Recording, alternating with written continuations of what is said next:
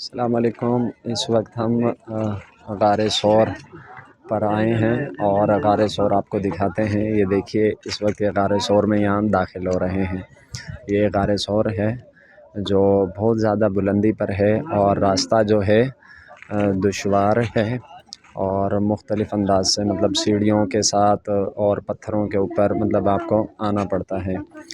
اور یہاں پر کچھ ضروری ہدایات بھی آپ سے شیئر کرنا چاہوں گا، وہ یہ کہ یہاں پر جب آپ بلندی پر چڑھتے ہیں تو آپ اپنے ساتھ پانی مناسب مقدار میں ضرور لیتے آئیے کہ جگہ جگہ آپ کو پانی کی ضرورت پینے کے لیے پڑتی ہے، اور بیچ میں مناسب وقفے کریں اور بیٹھ جائیں اور سانس بحال کریں۔ جب سانس بحال ہو جائے اس کے بعد جو ہے اپنا سفر جاری رکھیے، اور پھر یہاں پر آپ جو ہے کم و بیش سوا گھنٹہ یا 1.5 گھنٹے کے اندر آپ بآسانی پہنچ جائیں گے۔